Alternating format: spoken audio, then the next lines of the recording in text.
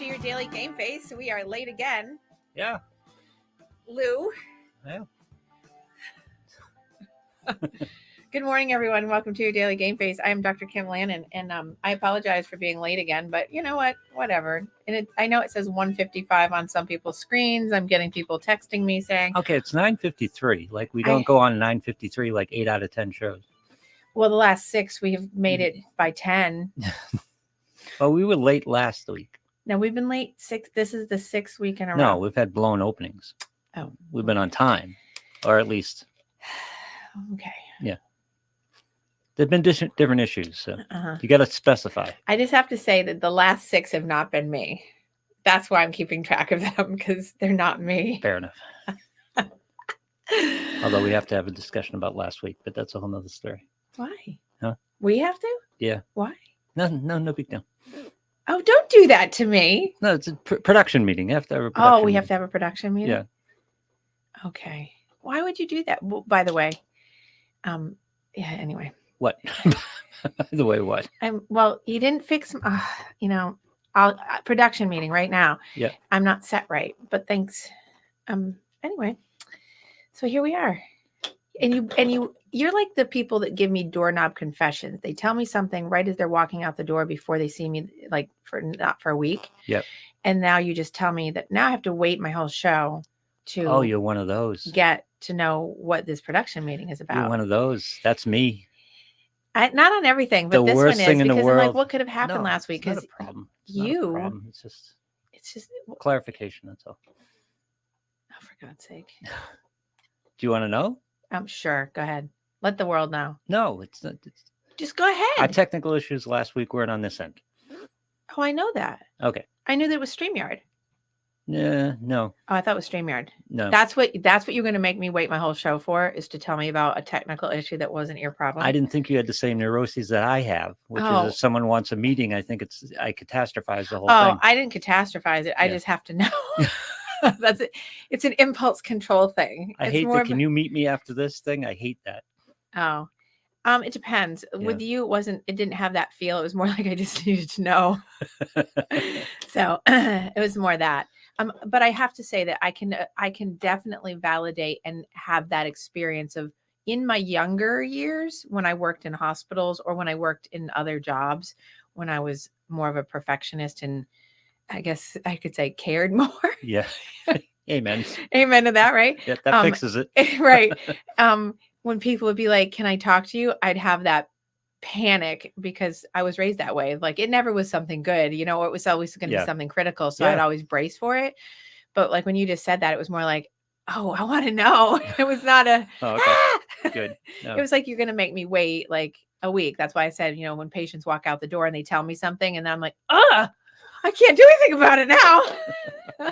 I get that here. It's like, see me before you leave today. Oh God. Right. What? Well, see, that would probably give me that little bit of like, no, just tell me now kind of thing of like, really know me now. But anyway, but I knew that last week was a technical issue going on. Anyway. Oh, wait. Okay. Why do I have this weird, funky thing going on? Pardon me for a second. Okay, there it is. Yep. I had to click. Heather says oncology. Oncology. Good morning to the lovely staff at the Oncology Center in Marlborough. I'm so happy that you're here. And everyone else that's listening, apologies again for being late. We're trying. I walked in this morning and I said, and I was so on time, extra on time this morning. And I looked at a black screen on Lou's side of the studio and went, no. Is that a black screen? The other 5 computers are ready to go, just not the home computer, the producing computer. Then he actually admitted he gave me snark. I said, "Did you just give me attitude?" And he was like, "Probably." This is giving me attitude. By the way, the background story to this, not that anyone cares, except for me, is that StreamYard was invented by 2 guys. So, and they were very responsive and it was very good and it worked very well. And they sold out to a company. Oh, there you go. And since then, it's been nothing but problems. Oh, well, there we go. We might be moving on. Well, there are I have people that do tell me that there are, I know. I'm sorry. I just got a text as we were talking that looked like an emergent text because it was from like a child who's almost an adult who proceeded to ask me if, here it comes, if I would like to pay for her college application that she would like me to pay for. The answer would be no. I would not like to pay for that, Catherine, as she outs herself on screen. That would be a no. She's gonna try to maneuver me. This is a girl that's already gotten into like 10 colleges, but she wants to apply to more. Well. Anyway, so we all want choices. So one, I apologize also because I'm going to clear my throat. I'm going to probably sneeze and I'm going to cough. I have been sick since last week, but not sick. It's an allergy, but I've had that weird, funky, I thought I was getting sick, but I wasn't. Then I couldn't breathe, like, all the upper respiratory stuff, but it wasn't really ever anything. But then it turned into a cough. So now I've got that now, my yearly normal smoker's cough that I don't have from smoking. Yep. And if people don't know that live here in Massachusetts, we are having a drought, which for my backyard is great right now because of my beaver issue. Yeah. But for the rest of the state, and especially like within a 10-mile radius of this building, we are under massive smoke hood, if you want to call it. And I got out of the car and inhaled, I don't know how much smoke into my lungs. And now I'm all chucked up and want to cough my brains out. And I'm trying really hard not to. So I apologize for this weird sound I have because I can hear it in my head. And I'm going to cough. Because we have massive wildfires going on, and we had a teeny little bit of rain last night that apparently put out some, but there's so much smoke. And I feel for all the people that were in Canada and California last year, now that this is nothing, I'm sure, comparatively, and it's very difficult to breathe for me as an asthmatic. So I apologize for my brutal nasal. Here yesterday. Yeah. Well, yesterday down, so we're before the rain. I'm 15, 20 miles south of here, and then more and closer to Boston. And it was definitely prominent yesterday, but clearly when you come up this far north, it is bad. I'm sorry for all the people that are living up here because I'm going to have to put my mask on to get out the door. One of the shows I did yesterday, the host was in Middleton and talking about it. And Middleton is one of the centers of the brush fires. Brush fire. I don't want to call them wildfires because that's California. Yeah, it's brush fires that have extended across multiple areas and towns that are pretty extensive. So anyway, so here I am. And so we don't have our lovely Kristen back today. We're going to have, so everybody know that my shows for the next week is going to be on Monday instead of Wednesday, because I'm actually presenting at a conference next week. So I won't be here on Wednesday. And then on the 20th, we will not be having our Wednesday show. I'll be having it on the 18th, a Monday. Right. So in November, I've got 2 shows going up on Monday at 10 a.m. But definitely this Monday, the 4th, is at 10 a.m. And then the 18th of November, again, 10 a.m. Yep. And then the week of Thanksgiving will be on normal on Wednesday, and so on and so forth. But I just want to make sure people, if they wanted to tune in live, I am, it's $85. If I'm still in the business by Thanksgiving. That's not funny. What am I going to do? Yeah, no. Oh my God. Catherine, no. $85. She wants $85. I want to go to UMass Amherst. My alma mater. Quit the business and go to UMass. Alma mater. See, that's what she's going to work me for. She's going to say that I need to pay for it because I want her to go there. This is what she's going to do. Okay. She's going to work me. Anyway. I don't know Kate all that well, but do you think UMass Amherst is a fit for her? Yeah. Okay. I think it's great. Why? Okay. It's a little Wild West. Well, it will be good for her. Yeah. That's why it's good for her. Yeah. Okay. She can live up in Orchard Hill. All right. Orchard Hill would be great for her. Yep. That would be a perfect spot, and she'll love it. Shay, what's that supposed to mean, Lou? You'll find out. Catherine, I'll explain it to you later. Yeah. It's okay. Yeah. No, it'd be great for her because it's got a great program that she's looking for. So I think that'd actually be really good for her on all fronts. Okay, so I'm going to jump right in because we don't have Kristen today. Kate, it's not a knock on you. Everything. Catherine doesn't have. Yeah. I love you, Catherine, but you don't have the social norming to understand like most social cues on this. Love. So that was protective of you. Yeah, that wasn't a knock on you. Yeah, she takes everything personally, like literally everything. Yeah. Knock it off, Kate. Go back to class. Yeah. Okay, so back to my show. Okay, so Kristen won't be here today, so she got caught up in another meeting, so she'll be here Monday. But so I wanted to talk about, because what it brought up last week for people when I was talking about those things is, well, what are alternatives? And I really never talk about my naturopathy kind of practice and my homeopathic and all the natural things that I do. So I try to get people off meds, and I try to keep people away from overutilizing, medication that isn't necessary. Because here's one of the things about that before I jump into the topic is, and Kristen would probably attest to this as well. When we're talking about just medical practice in general, a lot of times medical practitioners that are traditionalist, right, will go, um, they'll give you a pill or a medication for each individual symptom of every single thing you've got. So Chris and I both know people that are on literally 10 to 12 to 15 medications. Super unhealthy, and right, because it is, and and some people would make the case, well, I have to be on them for all these, because I have to. I think there are better ways. I know doctors and colleagues of mine, including myself, that certainly have enough research base and also practice base over the years to know that we don't have to have that many medications on board, because the body knows how to heal itself. But when so you're doing a balance. And when you put all these medications into that level, there's no way to not have contraindications, even though we know that sometimes it will say, well, they're not contraindicated. But when you put them all together, there's no way that they don't have something. Because if you just watch TV, just let's go with pop culture and watch TV, and you see one medication come up, like Tremfya or, Otezla or Rybelsus, or which is, one of the weight loss drugs. You look at these drugs and it will give you a list for one of them that's like a mile long of all the side effects that are potential. Now, that does not mean those side effects will happen. Right. It's just like a 1% or under that have to always be reported in the studies, right? So they could happen. But if you are on 4, 5, 6, 10, or 14 or 15, I'm saying 15 because myself and a couple colleagues know some people that are on that many right now. Yeah. And there's no way that it doesn't have an interaction, right? Because, if one medication gives you an anticholinergic effect, it gives you dry mouth, or it gives you blurry vision, or it gives you gastrointestinal issues. I can't tell you how many medications give you a gastro issue, right?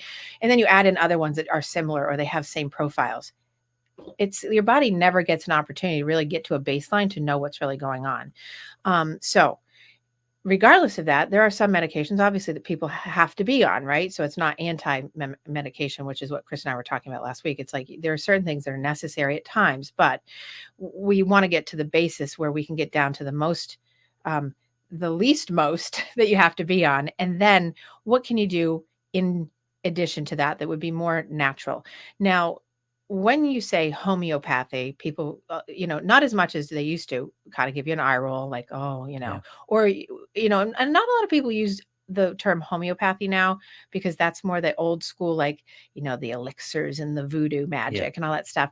But a lot of people will say, now we have doctors in naturopathy, or we have specialties in doing naturopathy, like I do, in like an integrative medical mental health practice. So, I have those certifications in the nutrition and mental health, and then the integrative piece around medical issues that get treated with more natural ways of going about doing things.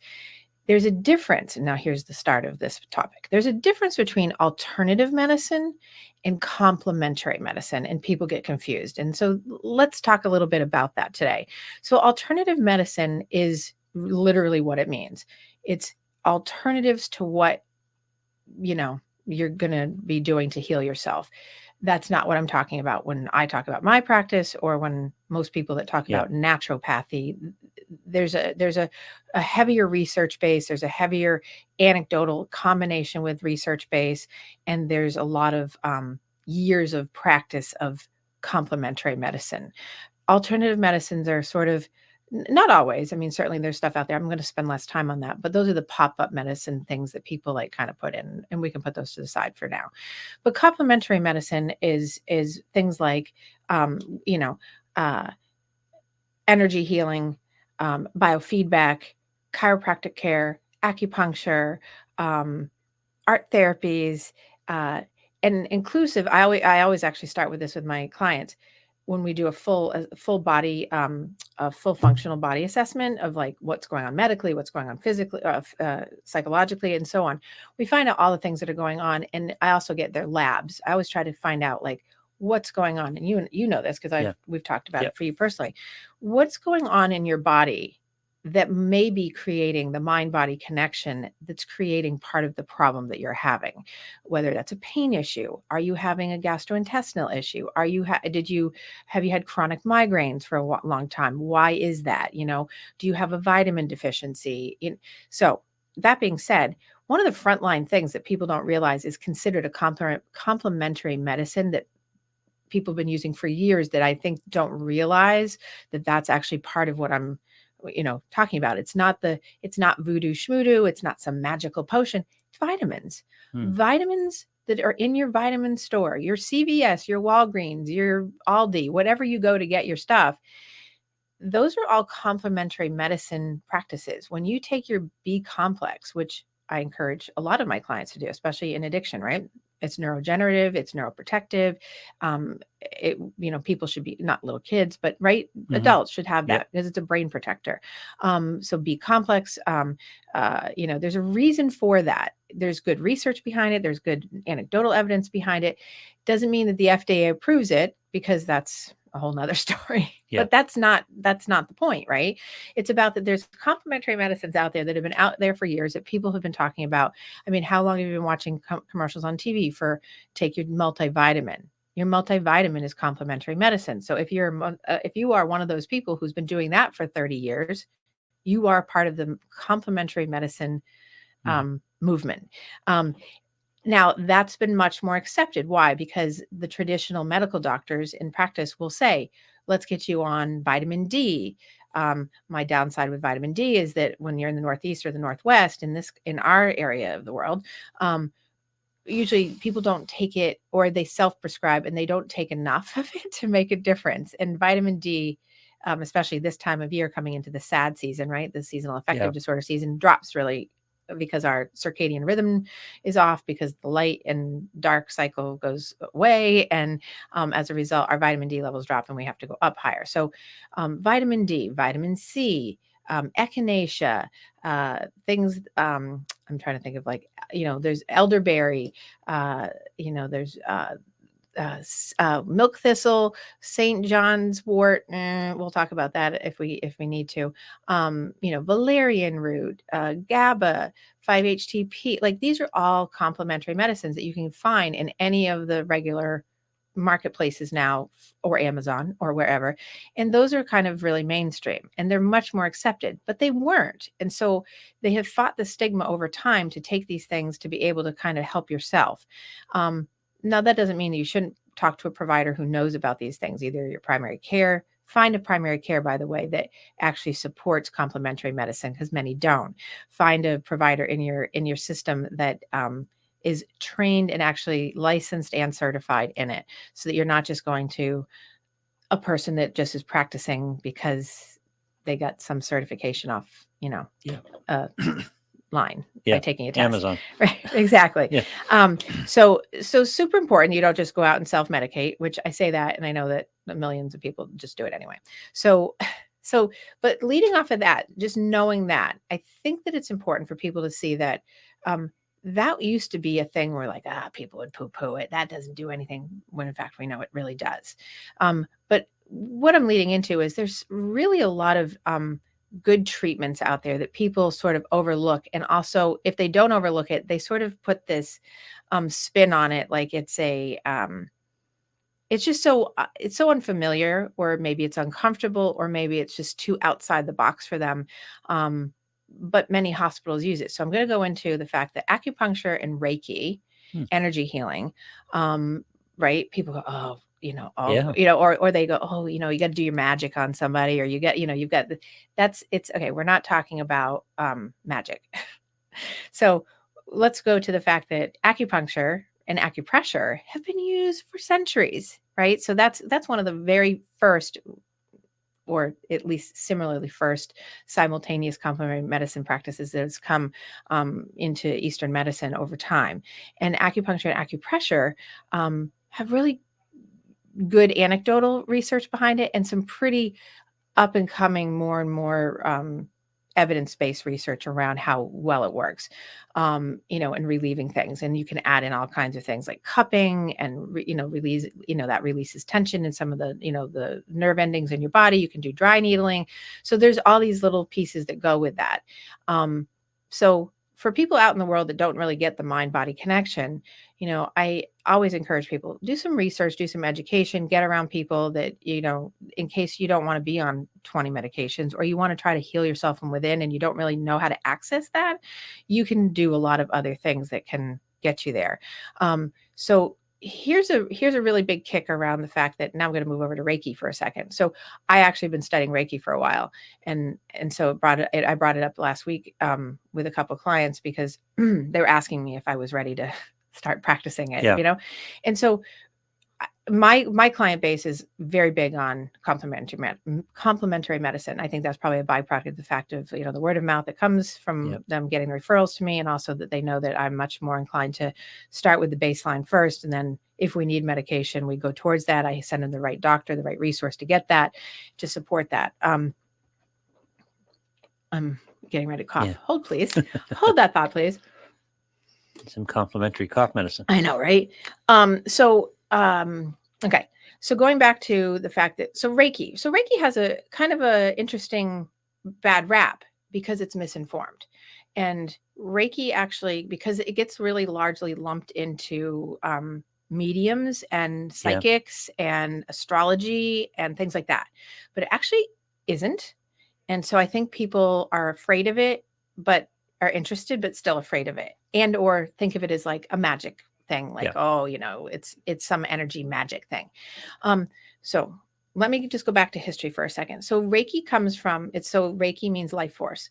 And Reiki has a long-standing tradition in the Buddhist, so Japanese and Buddhist traditions of medicine, and has been practiced forever. And it came to the United States roughly around 1970. And the first clinic opened up around then.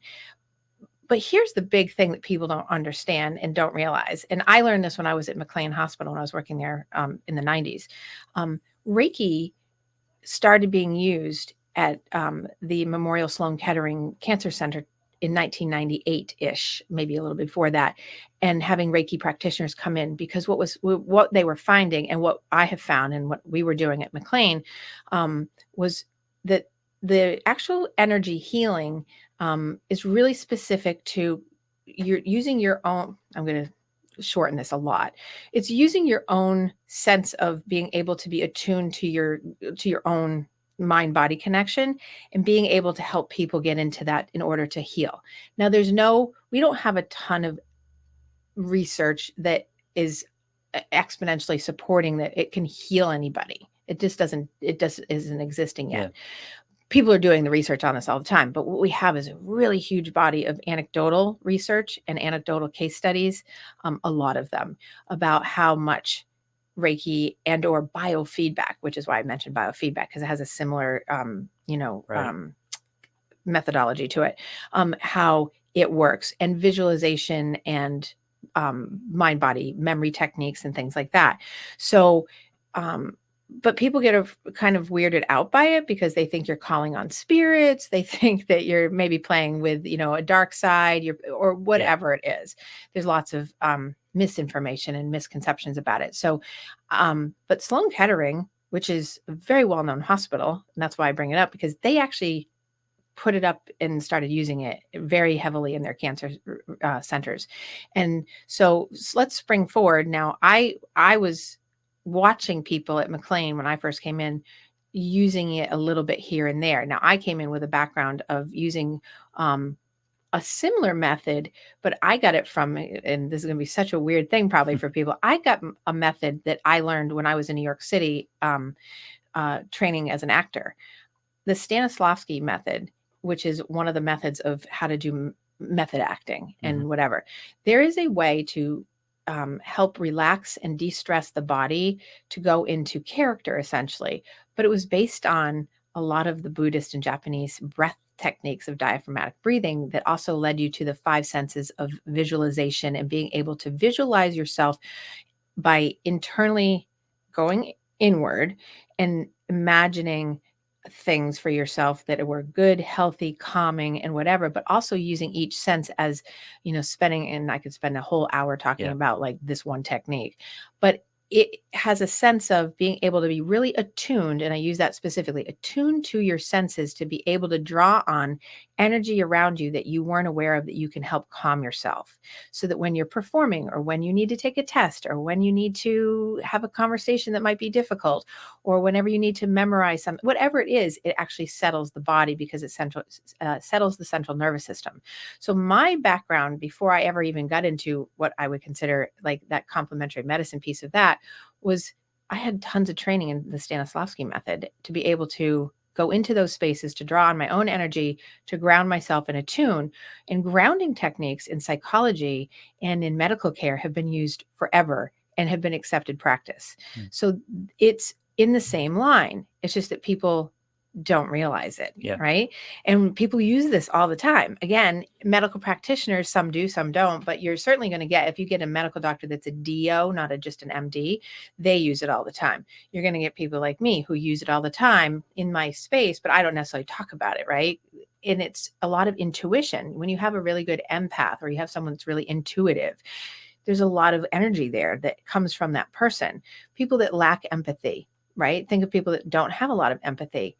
You can feel the vibration in the room that there's not a lot of, you can feel coldness, right? You can tell. It's not like, you don't have to be a rocket scientist to be able to figure this out. When you walk in a room and you can see 5 people in the room, you can usually read, if you have empathy, at least a little bit, read the room. You can read the room. Reading the room is reading the energy in the room. That's all that is. So it's really basic like that. So it's not like this weird magic. It's not like a weird voodoo thing, or like, some, sparkly little angels behind you coming in and putting hands on someone. And it's not like the religious kind of like hands on and speaking in tongues. It has nothing to do with any of that. This has to do with really internal attunement to self, and then actually teaching other people how to just do the same thing. Okay, so let me do a layman's summary here. All right. Because why am I being too difficult? No, I just want to play the listener. And because you're going to do that? Reiki has presented itself as the person is there aligning your energies, right? Without touching and aligning your energies. But it's less about that than it is teaching you how to more finely control your mind-body connection and taking advantage of that. So ultimately, yes. Ultimately, if people are invested in doing that, yes, because it's a very specific technique. So in psychology, it's a really specific technique already, but we just don't call it Reiki, right? We call it visualization and grounding. So, well, a lot of modalities do that, and call it 100 different things, from prayer to down the line, So it's just a matter of the fact that maybe it's the word, maybe it's it's the whatever it is, but in all essences, it is something that a lot of people use anyway, but this is just a very specific practice of it. So I'm talking about it to kind of bring the stigma down to it, to really open the door that, hey, everybody, you've been actually using this, or someone's used this with you, or when you have to ground yourself and find that, when you're in a stressful situation, imagine, like, for all the listeners out there, you're in a really stressful situation and your heart's racing, your hands are sweating, and you can't like see straight because you got yourself so worked up and so anxious, or whatever it is, or worried. Some people feel like they don't get anxious, they get worried. And then all of a sudden you can kind of put yourself to like a place where, like, okay, I'm okay now. You did Reiki, essentially. You don't maybe know how you did it. You might not have actively done something that what you did, but you did it. And it wasn't external manipulation of your energies. It wasn't a person laying hands close to you and realigning your energies, which is how it's presented these days more often. Well, and because that's what it is in the traditional sense of how you actually do it with someone. So how you actually practice it. But in the example I just gave with that, that's your own self. So self-regulation is really what you're doing when I just gave that example psychologically. But when you can get a deeper understanding of kind of how your body and mind work together, which is still a problem. So many people walk around without the mind-body connection. I still have clients, and even though not a lot surprises me these days, I still have clients that, even as of 2 weeks ago, that I had a client just start with me, and he's in his 50s, and he still he didn't have any idea why his brain and his body would be reacting to something that it was reacting to, because he just can't connect them. He just doesn't think that works like that. but I mean, and so he's now getting it, and I've had to show him articles, and I've had to like explain it really specifically because, people do walk around without that. Wait, this is really what works. So, but to your point, it's a self-healing because we're working on how to attune ourselves, how to get right with ourselves. Right. But when people don't know how to do that, they go to someone that either does massage or does acupuncture or does Reiki or does biofeedback, or they take some vitamins, because when you're taking vitamins, what are you doing? You're attuning your body to the chemical imbalance that is there, right? Yep. Same kind of thing. Yeah. So that's an external going in, but it's a little more literal, but yeah. But yeah. It's all in that complementary framework. So some people play golf. Yes. No, I mean, it's right. Another modality for centering yourself. Well, yes. Anything that's going to give you a grounding, sure. Right. But or go fishing. Yeah. Right. And Kathy just said arguing with an HOA president, former. No. Yes, that's true. Okay. So what I wanted to just, before I get into more of talking about that, so I wanted to just talk about the fact that, so because it's a complementary therapy, so what it is officially is that it's 90, I would say 99% of the time, not placing hands on anyone. Right. And it's placing them nearby the person. And it's a very specific technique, similar to massage, but without the touch. Mm-hmm. Now you can do like a touch therapy piece of it. You don't have to, it's not necessary. So that's one of the benefits of like when people don't like being touched, that's great. But it's also a way of just being able to get calm and relaxation and peace. So the reason why I bring up I'm so glad the oncology center is listening, is because there are so many hospitals. There's 15% of of American hospitals as of 2023 that are using Reiki. There are hospitals in the Boston area, and I have, just in case people are looking for it, in case they want to go and get that from a hospital or whatever.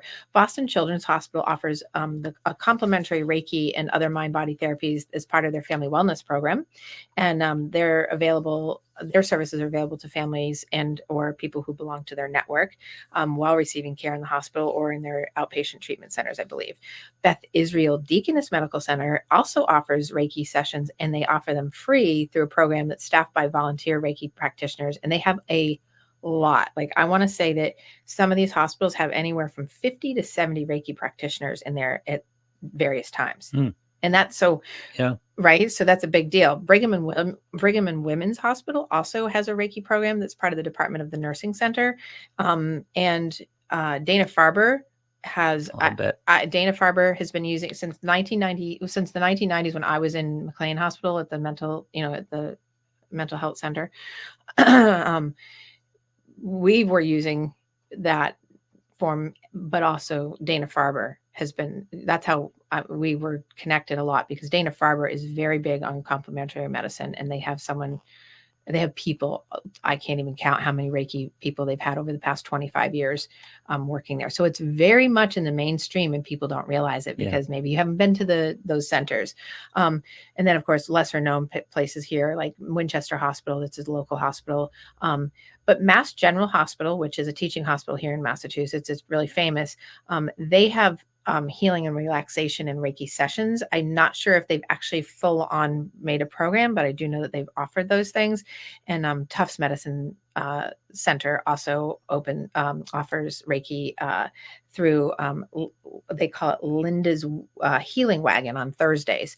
So for people that are listening in this area, those are just some of the bigger hospitals. And so I use that as a very big goalpost for people to see that this isn't something that's kind of voodoo-y and unaccepted or strange. It's actually really pretty common, and you just don't realize that it's really there, because you are the energy in the room, and you have to, if you're feeling crappy today, or you're feeling down today, or you're feeling super anxious today, or you just can't get your relaxation down, you're out of attunement.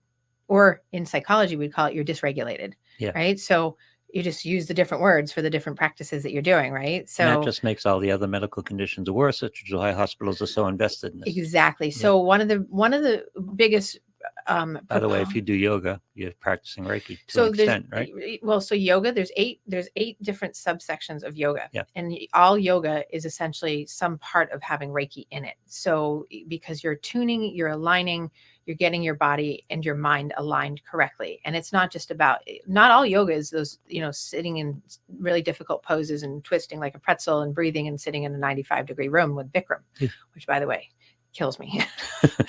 That's a very hard yoga, right? Yeah. So, but there's 8 different spaces of yoga like that, but you can do so many things and people do them. So when they practice, so when you go out and practice yoga, why do you practice yoga now? Because it's so accepted now. There's yoga studios everywhere. There's a physical aspect to it, obviously, but the not all. Reiki aspect of it is kind of snuck in. It's about being in that space. It's about, it's a way of, so when you're doing yoga, you're not actually having someone do the healing with you in terms of like hands and energy close by. You're having someone teach you how to do an attunement on your body in a different way. Right. So it's just a different modality of complementary medicine, right? Kind of like Pure Barre. Pure Barre is all taken off of like, the Pure Barre, they offer the yoga classes. They offer different types of Ayurvedic type medicine practices within it. They offer, depends on the Pure Barre, not all places. There's one nearby me that offers a multitude of these things. Plus they do the Pure Barre, like the Pilates ballet. So whatever it is that's out there, but let's go back to the Reiki thing specifically. So people are like, oh, it's so weird.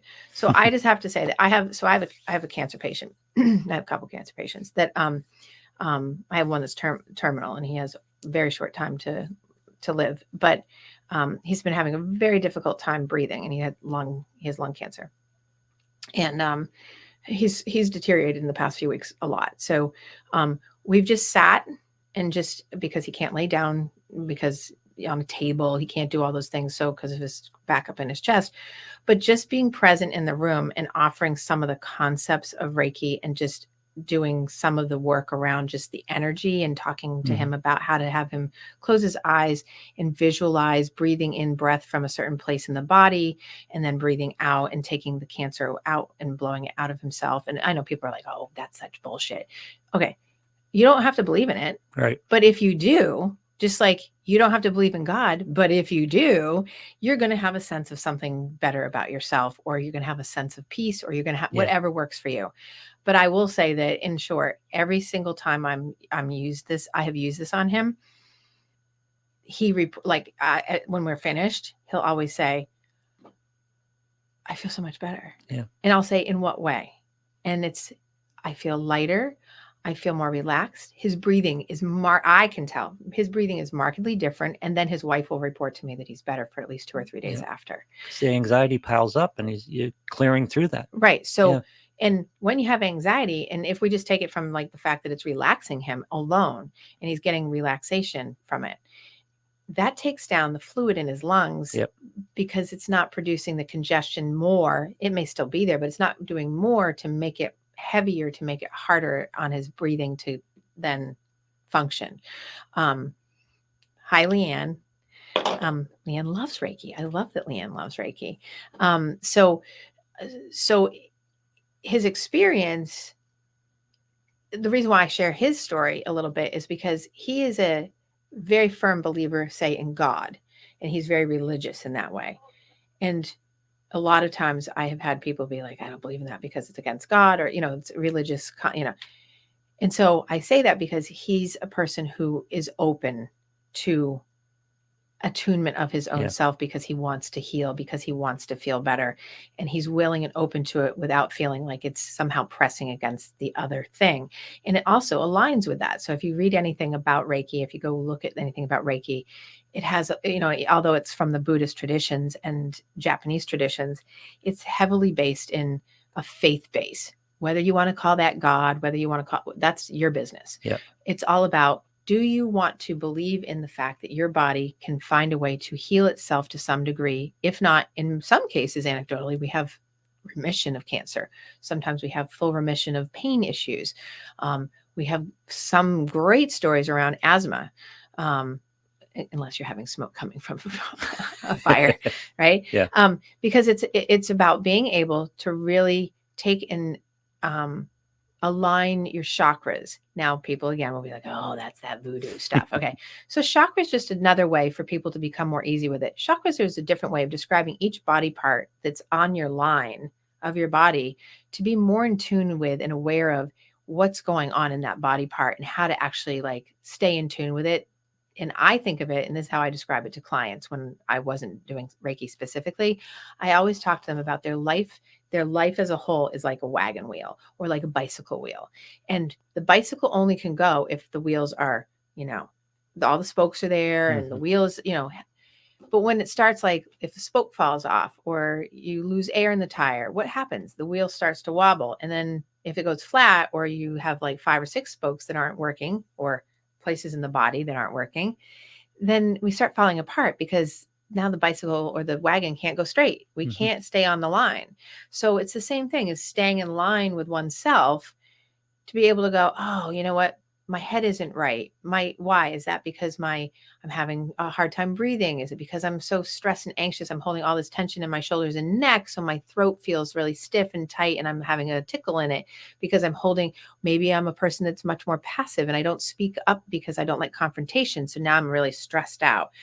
Okay, so that's your throat and that's your neck and your shoulders. So if we go at just stress reduction and we do massage therapy and we do stress management and breathing techniques, okay, that's doing Reiki, but not Reiki. That's you're being able to do stress management, but you're really working on how to really push through those obstacles of you're not, you have to identify, why do I have headaches when I am confronted with someone who wants to have a fight with me, and then I feel like I can't use my voice because now my crown, my head is full, and my throat chakra is all backed up because I'm suppressing, I'm stuffing down. So that's distracting the body from its desire to heal itself. Exactly. Right. So if you can reduce some of that noise, and make the body aware of what needs to be healed, it will naturally regulate itself to work on that. Right. So, perfect. Exactly. So when I talk about it today, I'm talking about it really from that psychological wording standpoint, because I think it makes it easier for people to really understand that it's not this thing that someone has to have a magical power, or it's just about, getting your shit right in your head essentially so that you can No, yeah. I mean, it's really this thing where you have to be able to be really attuned with yourself as a practitioner of whatever you're doing, whether you're a medical doctor, whether you're a psychologist, a psychiatrist, whether you're a nutritionist, it's all in that family. So that you have to yourself have that centered energy to be able to ground, to then be able to help someone else. Kind of like, I liken this to someone I heard talk about this last week. When you're in an airplane, what do? If the plane's going, put your mask on first. If the plane's going down, what do? You put your mask on first to be able to help someone else. This is the same thing. So you have to be able to learn for yourself, but if you're going to be a practitioner of it, and then you have to teach other people how to do it. Now, a lot of people don't want to learn it necessarily. They just want to have it practiced on them. But in doing that, you often teach. So it's just like psychology. It's just like, hopefully when people go into the medical doctor's office, which doesn't happen a lot, when they ask for why and what am I taking? I wish more people did that. It's an advocacy place of feeling empowered that I can actually heal myself.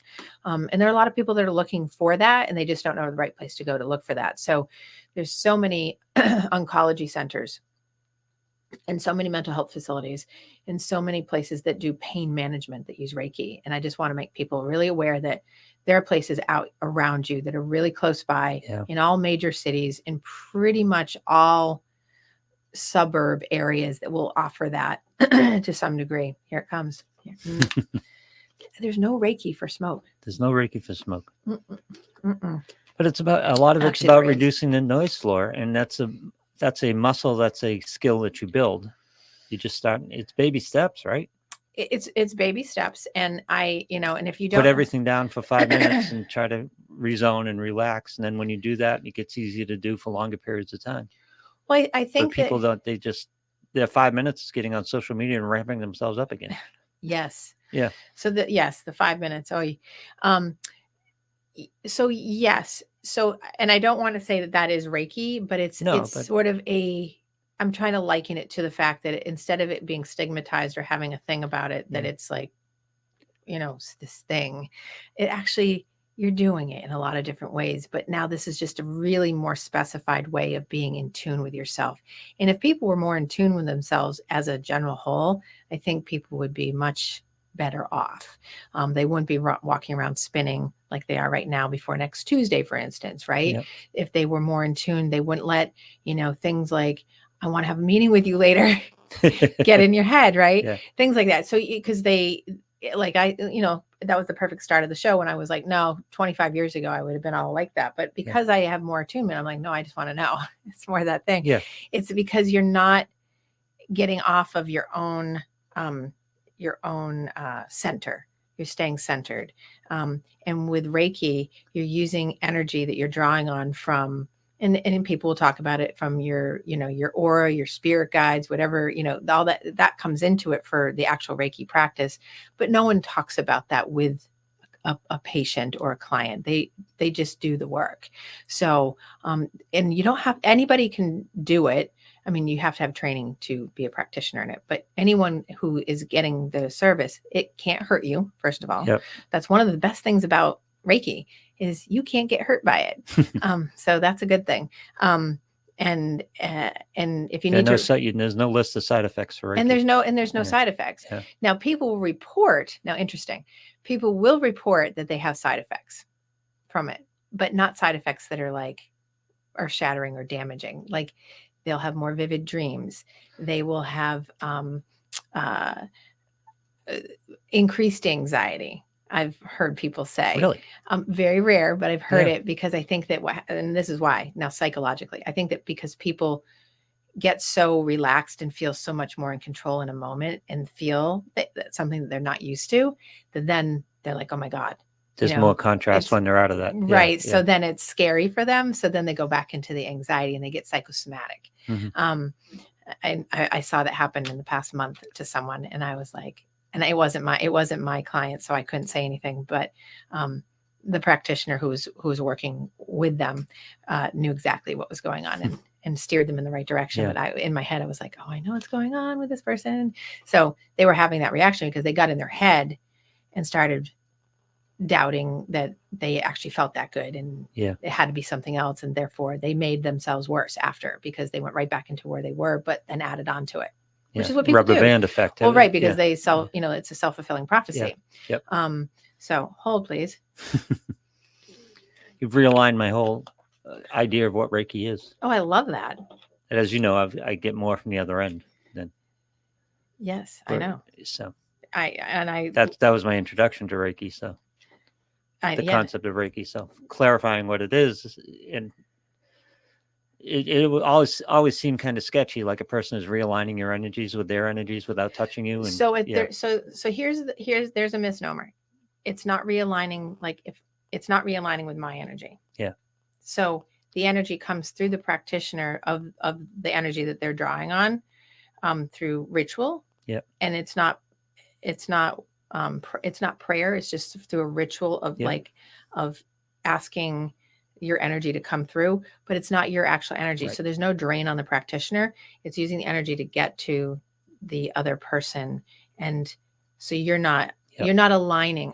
So if I was practicing with you, I'm not aligning my energy to you. Yeah. I'm letting the energy come through me so that you can benefit from the fact that we're centered, and through the systematic way of doing it and talking about it with you, so that you can heal yourself. Instead of being around an anxious person that ranks you up, you're around a calmer person that realigns you. And even if you think of it that way, that's the best way to really think about it, I think, because I was just thinking about how you know the negative effects. You know how an anxious person can ramp you up. Yes. Or an anxious situation. Right. And you get people that get more anxious.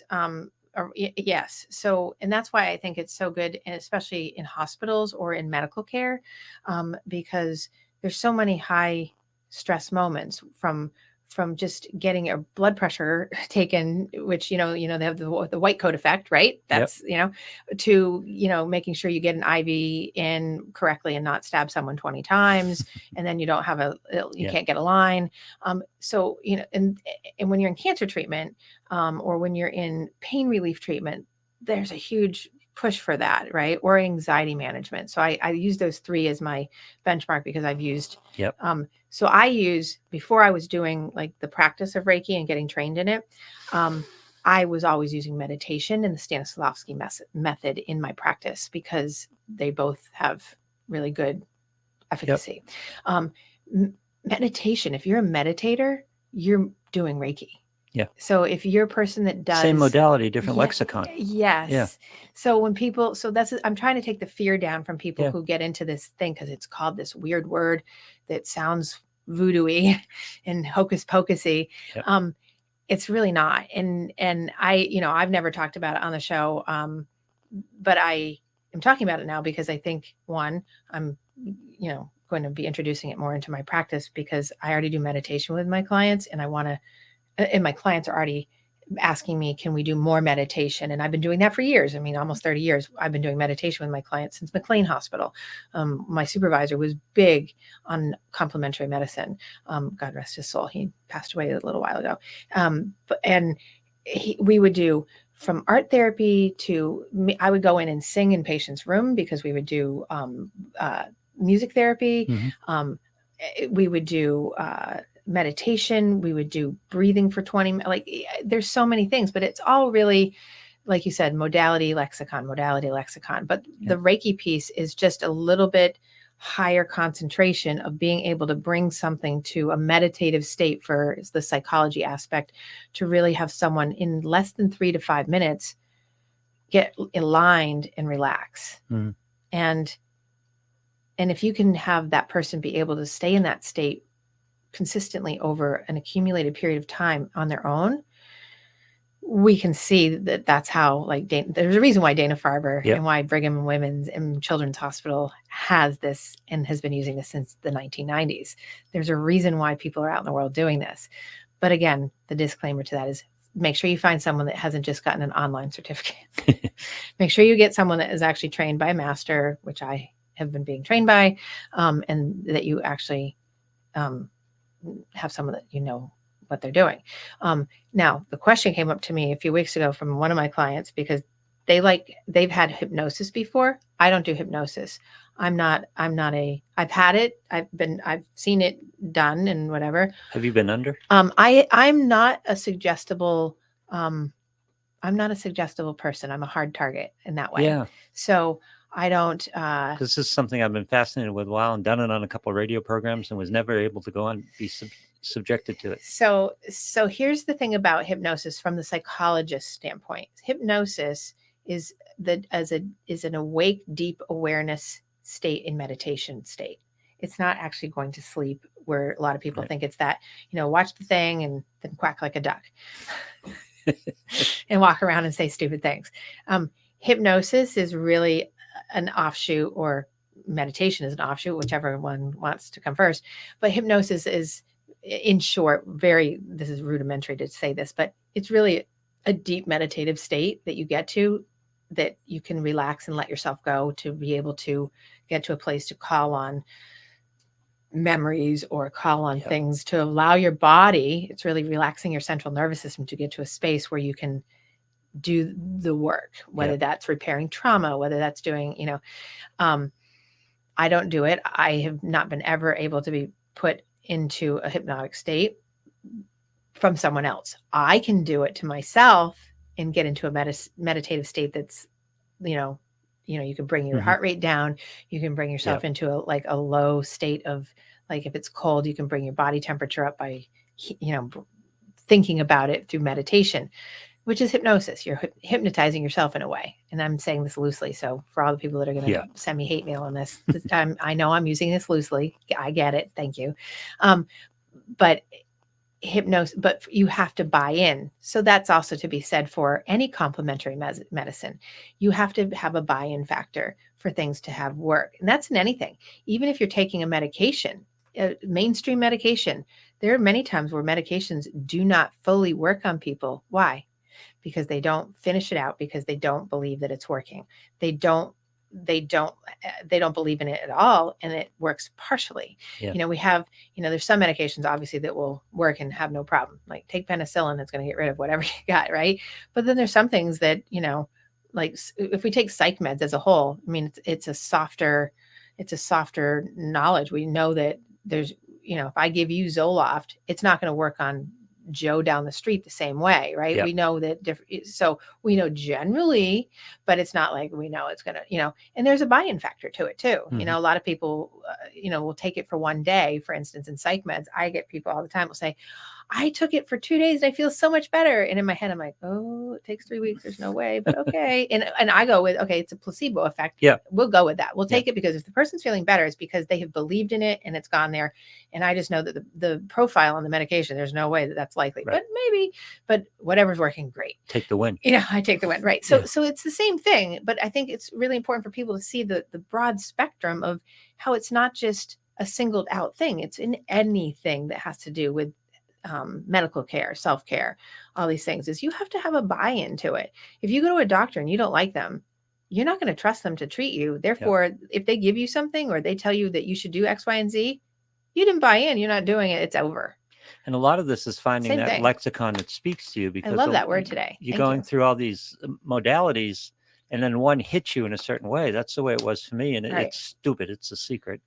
I know. Oh, it's so funny because that was the secret. If everyone remembers from, what was it, 25 years ago, right? About, yeah. Yeah. So like 25 some odd years ago, secret was a big thing because it was when Deepak Chopra was writing things and Eckhart Tolle was writing a lot of things around the power of now. And then all of a sudden after Eckhart Tolle wrote The Power of Now and came out with A Whole New World, that whole series, The Secret came out and everyone was like, I know The Secret. And I had to giggle. And I've had this conversation years ago with you. When I read it, I was like, oh, this isn't a secret. I know this. This is not a secret. This is just about manifesting. We've heard about manifest your destiny. We've heard about this in 100 different ways. Right. But there's a way that speaks to you. And for me, that was just the one that it clicked. Whether it's a time, space, something on the timeline or something clicked at that particular moment with that, I don't know. But it opened up to other things because a lot of this is all the same practice. It's just a different way of going about it. Well, and I think that probably that's my biggest point today is that there's so many modalities out there that are similar, but they all, you just have to find the one that works for you. But don't poo-poo something just because you have this thing about it that sounds weird or that you think it's some kind of magical thing. Because we could say the same thing. If I take Reiki and it works for 500 people, but it might not work for 1 or 2, I can also take a medication that might work for 500 people, but it might not work for 1 or 2. Yeah. And is that because it didn't work because of the thing that's the treatment? Or is it because someone didn't buy in? Or yes. The problem with pharmaceuticals, though, is it end runs all this practice. It should. Well, I mean, it should be the complementary medicine. It shouldn't be the primary medicine. And we do know that there's plenty of places that practice complementary medicine. Western culture versus Eastern culture, right? Mm-hmm. Western medicine and Eastern medicine are super different, right? You can walk into a pharmacy overseas in multiple countries, and the complementary medicine is the medication. Yeah. And you can get it. You don't have to have a prescription for it. Well, right? My PA with my high blood pressure, she hasn't got time to do a Reiki session with me. Well, then that means you'll have to schedule one with me. So I'll give you a discount. She's going to go with the tools that she has, and the tools that she has is pharmaceutical. Right. And so, but there's so many people that now. Our buddy Jeff, my favorite saying, Jeff Shank. Yeah. If all you have is a hammer, all you see is nails. Right. And that's one of the biggest problems with like the traditional medical practice. Mm-hmm. And not that I'm saying that medical practice isn't great, because I'm in the field, right? It's more about like, how do you really look at the whole system instead of that really specified piece? That's why I do integrative medical mental health, right? Is because I look at the whole person. I don't just look at them and say it's a psychological problem. I always have to rule out, okay, is that medical first always? And then is it a psychological problem? We don't just go right to psychology just because you walked in the door and said, I have a psychological problem. Yeah. Because a lot of times, and I can't tell you the percentages, but a lot of times a big piece of underlying psychology is a medical problem. Yep. And nobody's identified it. And then I often will identify it and go, we have to get this taken care of first before we can even get there, because that might resolve itself out. And people are always like, oh, so-and-so didn't tell me that. Mm-hmm. Right. Mm-hmm. Because what you just said works the other way around too, doesn't it? Yes. Yeah. Of course. Yeah. Absolutely. Mind-body connection. And that's the thing. It's about the mind-body connection. So, I was just going to go back to there's so many other things, and I'm going to run short on time now.